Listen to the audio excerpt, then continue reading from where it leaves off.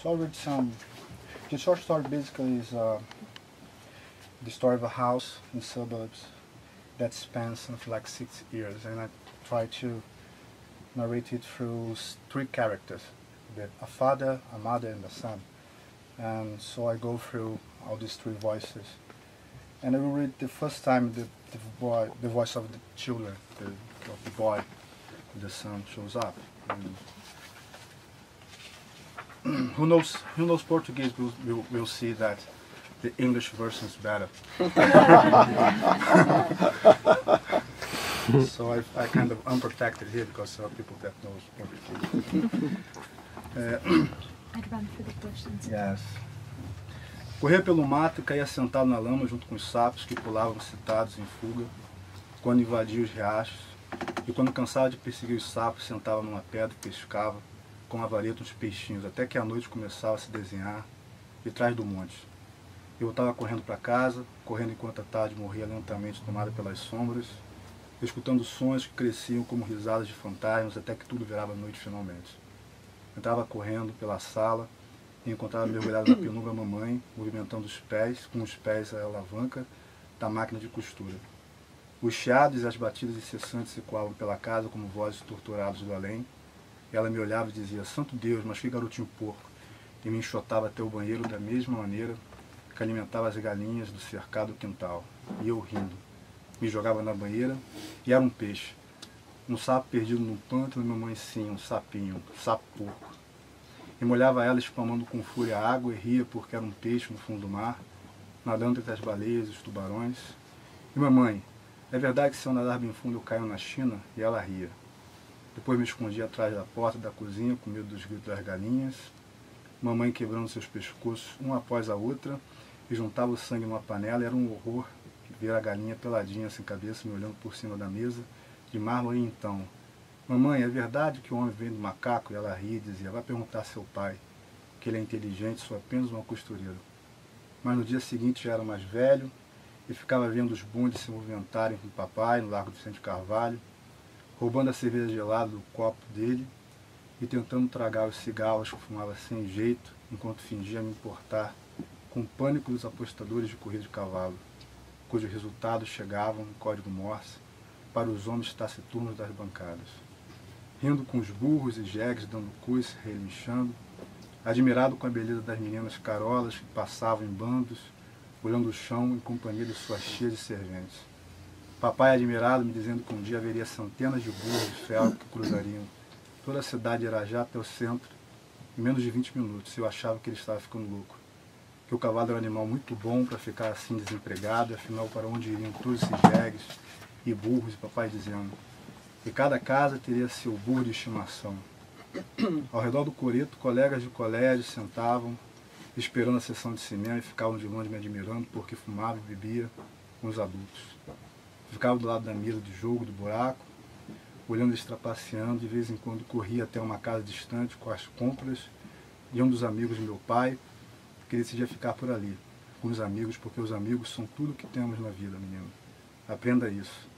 E ficava feliz de ir na casa de Nazário, entregar as compras dele e ver suas 3 filhas. E Nazário dizia a meu pai: "Que rapaz prestativo você tem, mas é tolo porque se acha que não capo por amizade, está muito enganado." E mal sabia o velho Nazário que já tinha beijado as 3 no quintal dos fundos da casa e prometido que casava com todos.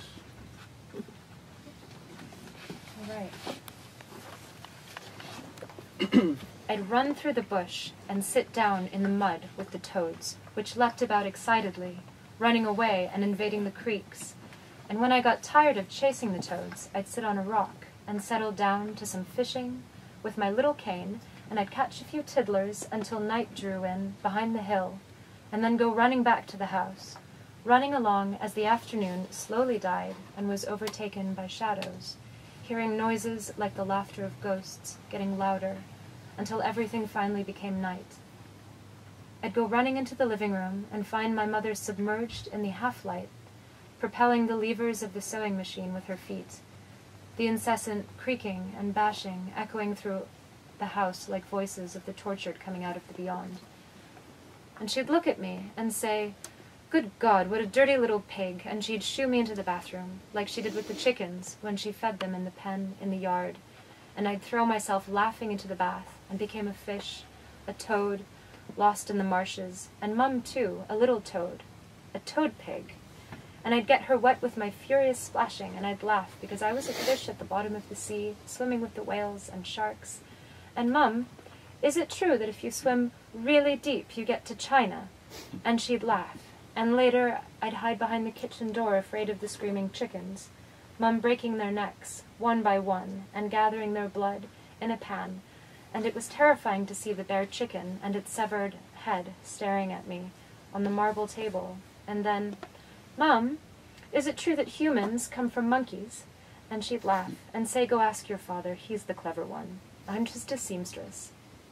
But the next day, I was older, watching the trams go by with my dad in Vicente de Carvalho Square, stealing sips of cold beer from his glass and trying to inhale the smoke from the cigarettes I smoked awkwardly, pretending I was interested in the panic of the people betting on horse races and the results announced in Morse code by taciturn men on stands, laughing at the mules and asses as they kicked out and neighed, admiring the pretty girls coming out of church who stared at the ground as they passed by in groups, accompanied by their aunts and helpers, Dad telling me with wonder that one day hundreds of iron horses would cross right through Iraja and into the town center in under 20 minutes, and me thinking he was going mad, that the horse was too fine an animal to stop being used just like that, and anyway, what would happen to all the asses and mules, and Dad saying that every house would keep one as a pet, colleagues from school sitting around the bandstand,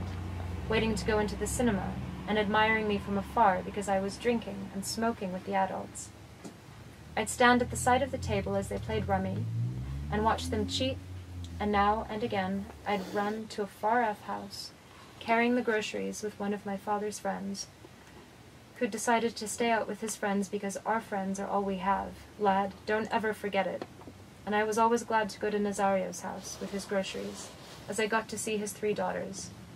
And Nazario would tell my father that I was helpful, but a fool if he thinks I won't chop off his balls out of friendship, and he's very much mistaken. But what old Nazario didn't know was that I'd already kissed all 3 of them in the backyard of the house and promised to marry them all.